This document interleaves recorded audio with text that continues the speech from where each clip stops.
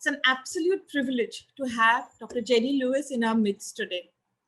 Jenny Lewis is a poet, playwright, and translator who teaches poetry at Oxford University.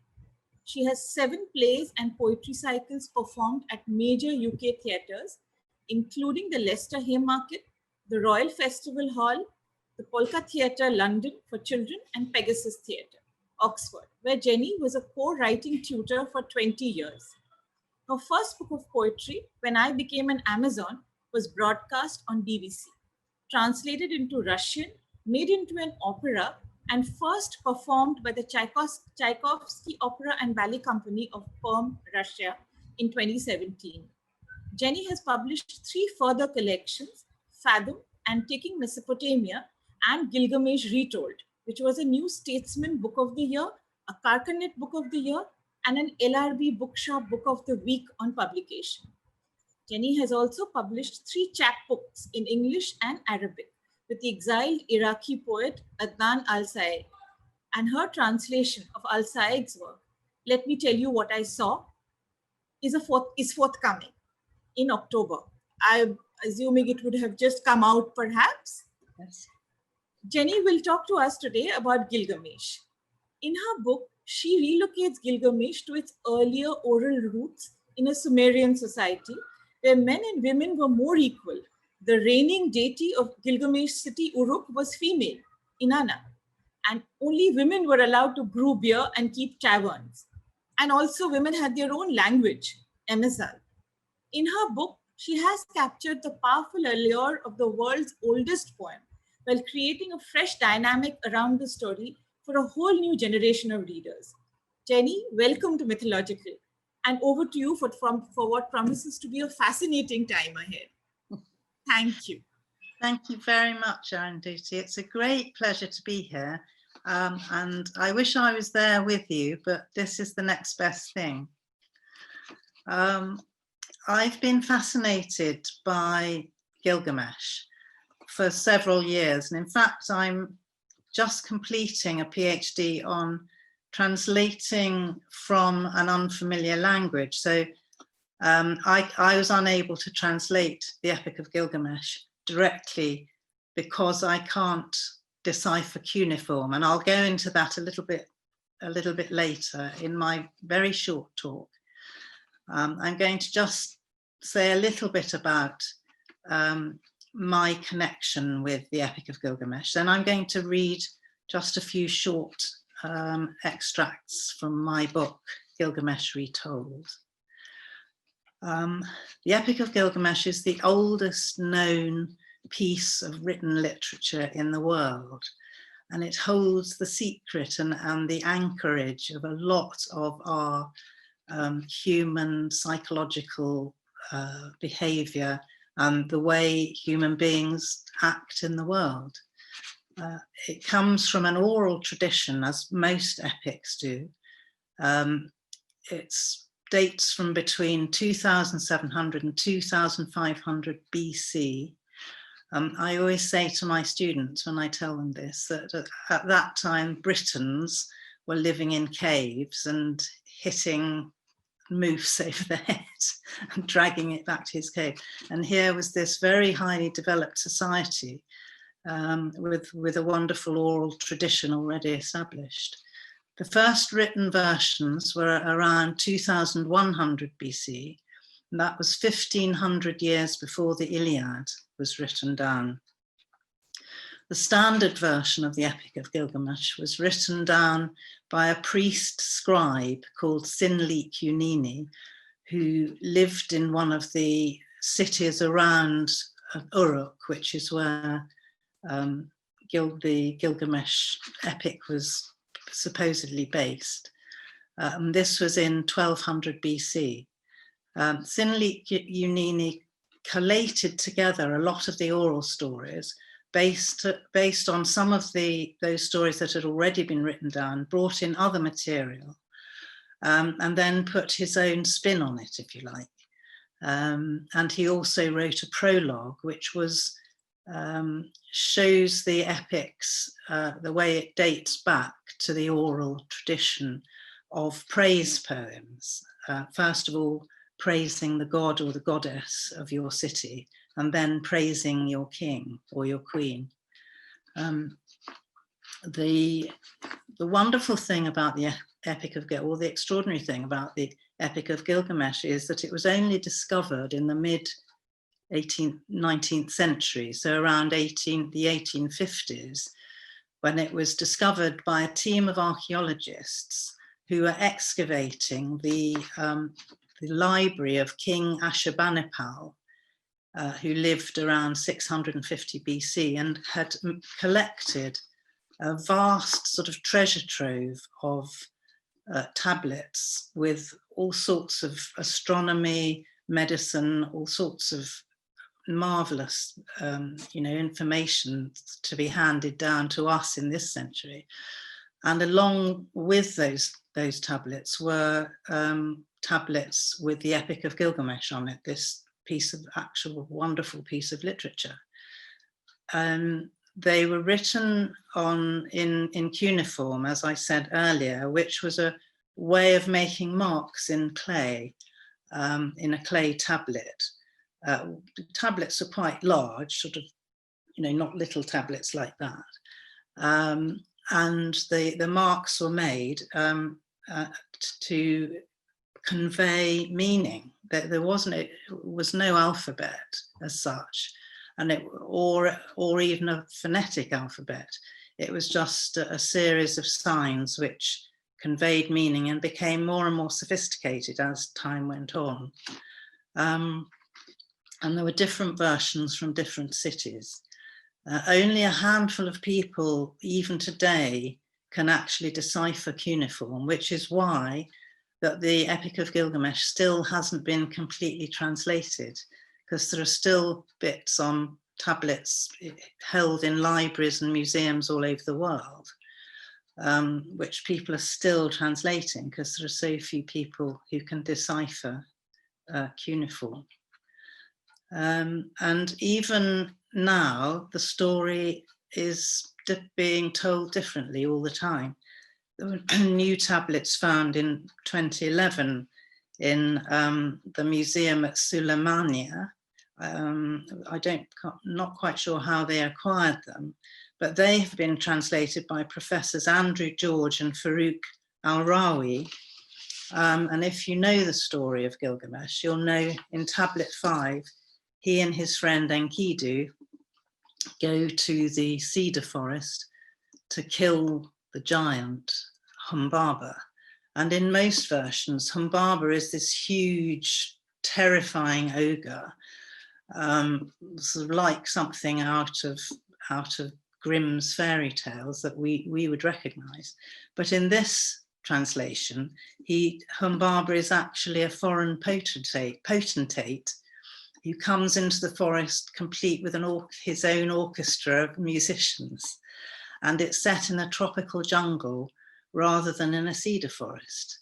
So I think that's a wonderful way of expressing how stories can be taken up and inhabited. So my own version is a feminist version. And I just want to read you very short extracts to show how I made that sort of feminized what is actually a very masculine text. To start with, I changed the prologue. The original prologue starts, "He who knew the deep was wise in all matters." Gilgamesh, who knew the deep, was wise in all matters. I started mine very much with female imagery. Gilgamesh knew, he understood how the waters broke, how the world was birthed, the weight of life, heavy as a flood, the full womb, the still grave.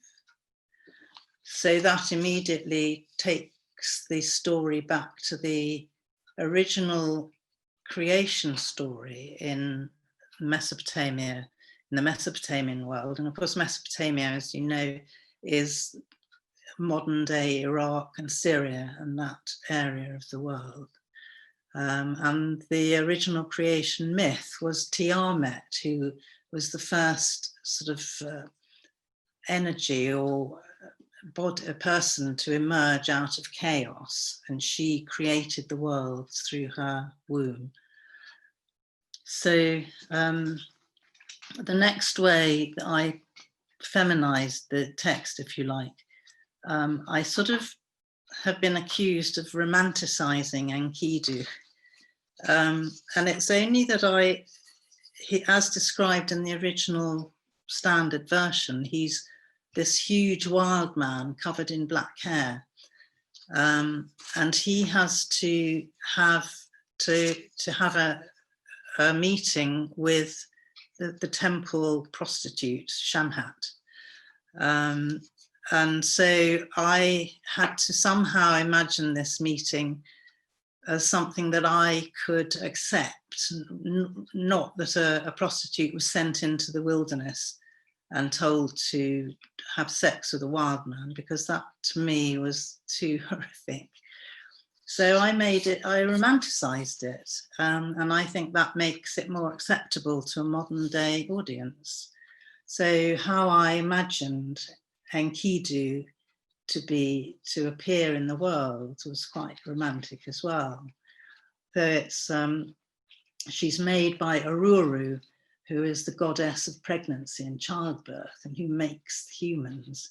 And she also makes this human just out of spit and mud in the forest. So out of the silence, out of the sunlight, out of the shadows that carpet the forest, stepped a man beautiful, strong like an eagle, stepped a man godlike, lithe as a lion. And when he meets the prostitute again, I imagined it in a quite a romantic way, because this was the only way I felt in the era of Me Too that I could sort of psychologically accept this meeting.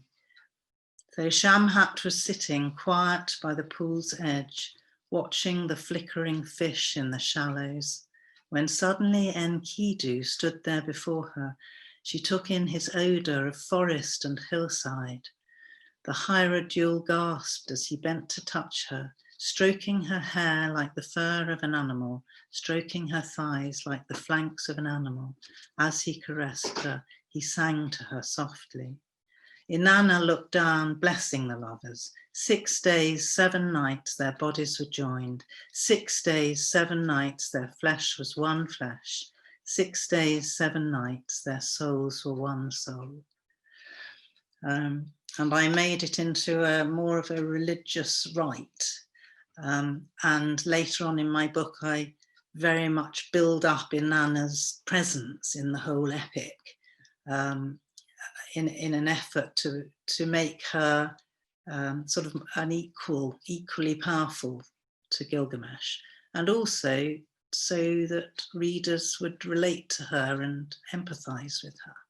So those are just some of the ways that I tried to update and modernise the Epic of Gilgamesh, and I hope you all enjoy it. Thank you.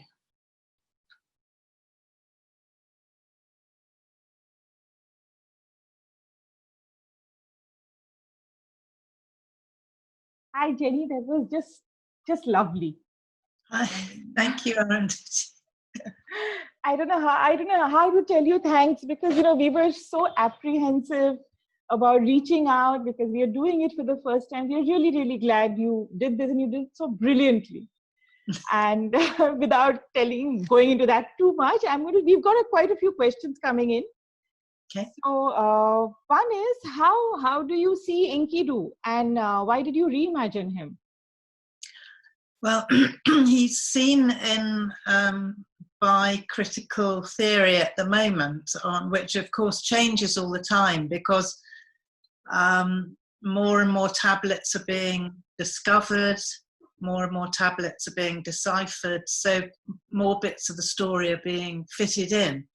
But at the moment, a lot of people see Enkidu as a representative of pre-civilized human being, as a Neolithic man, perhaps.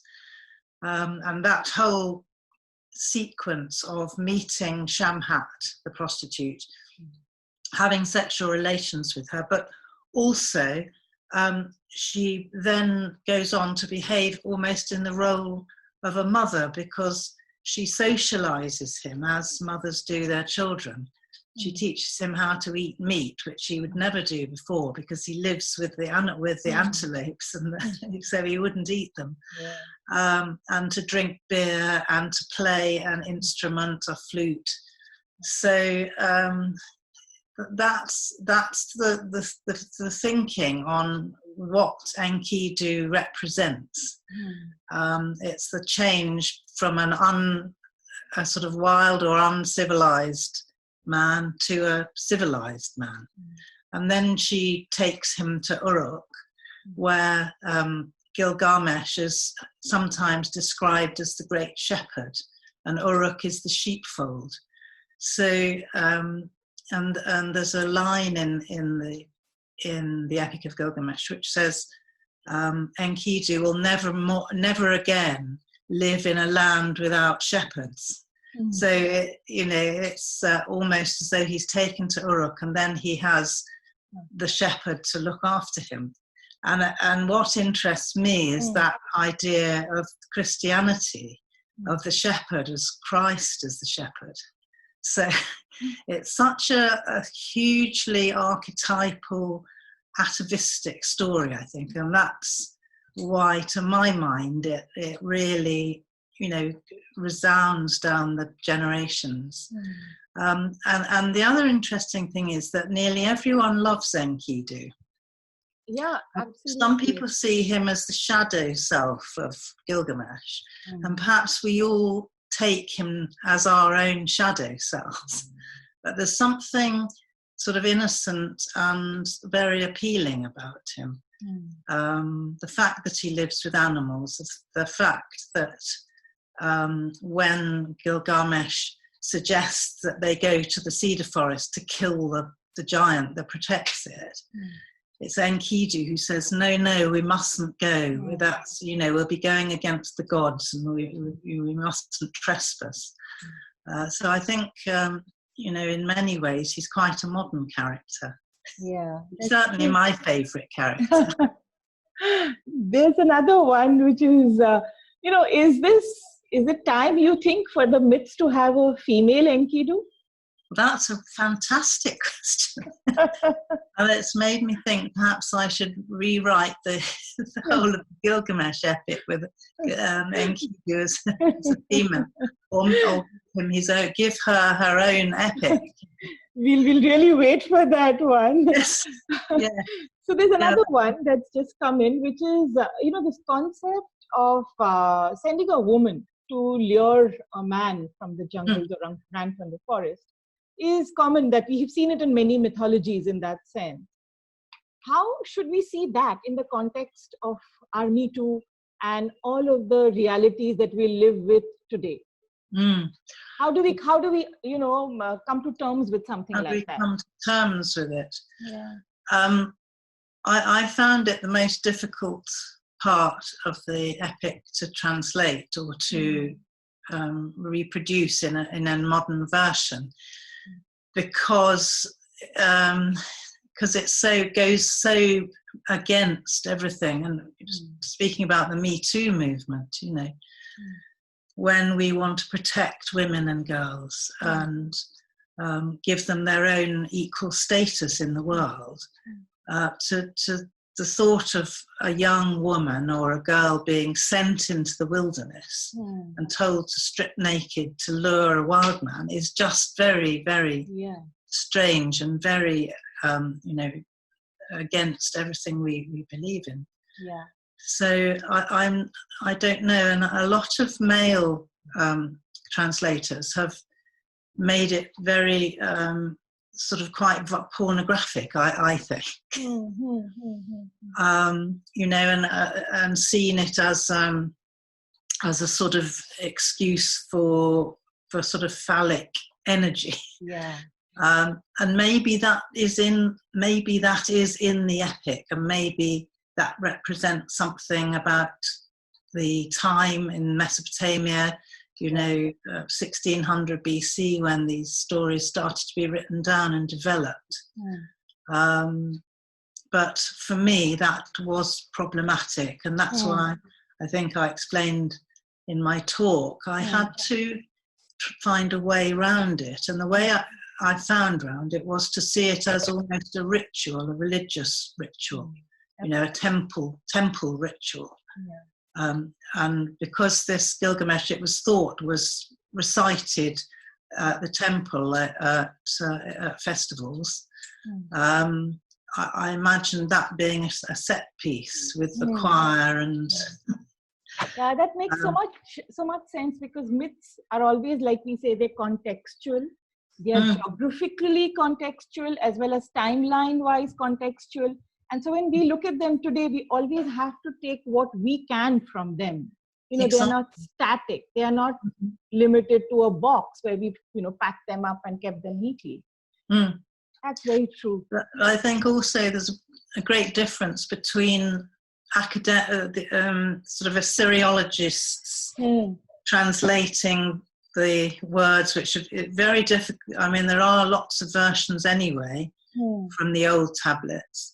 And then Andrew George, who's been a tremendous help to me, who, of course, has written this magisterial Epic of Gilgamesh, which I think has just been republished, actually, in a new updated version.